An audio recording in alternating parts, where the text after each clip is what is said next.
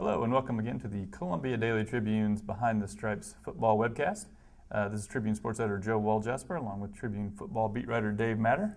Dave, halfway through preseason camp, I guess, just your thoughts on which guys in your mind have kind of raised their stock with their play in the preseason? Well, there's been so many injuries. I think you have to look at the guys who have come in and played for the injured guys, and some of them, have really, enlarged their role on the team and probably earned, if not starting jobs, key backup jobs. You look at offensive line, Max Copeland, a walk-on. I know we wrote about him last week. Ross Dellinger did a great story about this character on the line that's for years has just been kind of this crazy loudmouth walk-on that you could hear every time you went to practice. But now he's their number one left guard. He looks and sounds a lot like a pro wrestler. He really does, yeah. And but he's playing really well. And at Missouri, it doesn't matter how many stars that were next to your name when you got here. I mean, they have some more high-profile recruits than a walk-on from Billings, Montana. But he's playing the best, so he's out there.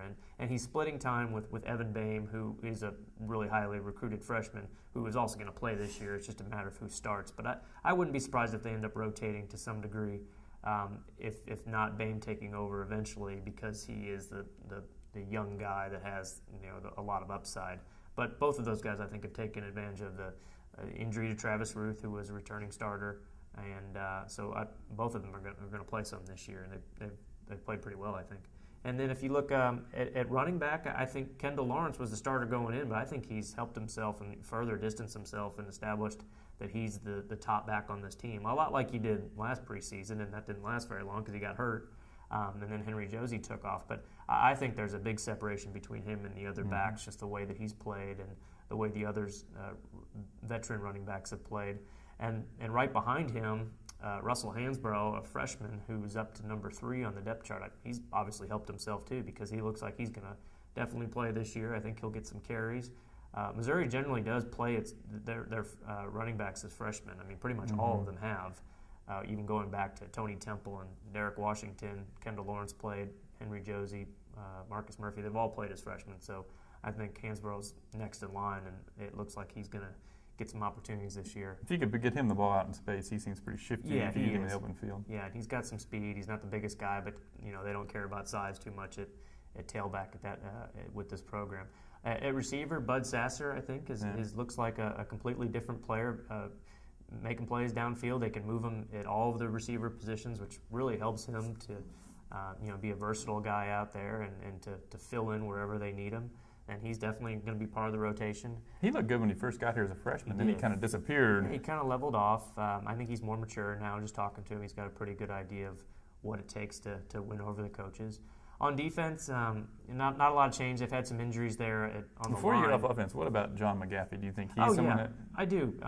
That's a good point because T.J. Moe's been dealing with this hamstring injury. He's going to play, but they're just being careful with him. But McGaffey, you watch him practice, there's not much drop-off at all.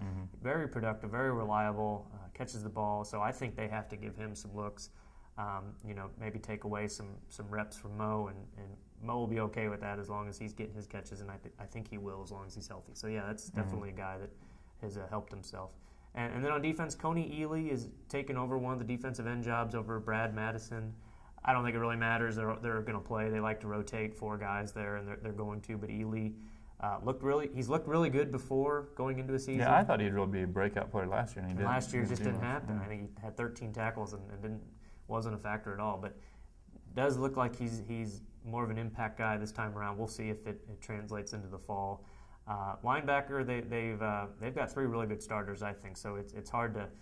Only an injury is going to help somebody get into the mix behind them. Donovan Bonner, I think, has had a nice camp. He looked good in that last scrimmage. He's a big physical guy. Will Ebner has battled injuries throughout his career. If that should happen again, I think you can put Bonner in there, and there's not a huge drop off. And then I think the kickers. Trey Barrow came in trying to win back his job. He was Missouri's kicker for the second half of last year. Did an okay job. And wasn't number 1 coming in. Andrew Baggett, a walk-on, was. And Baggett, he struggled in the last scrimmage. Barrow hasn't missed a kick yet, hasn't missed a field goal yet in the scrimmages. So that seems like it's dead even going into the final 2 weeks here. Maybe one disappointment is that there was no mention of a safety in that group. That's been a group that's been pretty not easily noticed. I mean, it's not I think they would, if you would kind of hope maybe someone out of that group would jump out and grab you, because that was kind of a sore point last year, and I don't know that it's gotten any better. Yeah, Kenronte Walker, I think he's solid at strong safety. He's a physical guy. I don't know how great he is in pass coverage, but he played pretty well down the stretch last year when they let him play more. Braylon Webb is going to be out for a while. He was the free safety, had knee surgery last week. And Matt White is a guy who had his struggles last year, both coverage and playing the run. He's not the most physical guy out there by any means. But Alex Grinch, the new safeties coach, really likes him. He's the smartest guy in his room. He knows where to be all the time. So they're giving him a fair shake at that free safety job, but they'll have a little bit more depth when Webb comes back. But I think you're right. It's not a group where anybody really jumps out and says, oh, this guy's a difference maker. Mm-hmm. Okay, well, join us next week when we look at Missouri's season opener.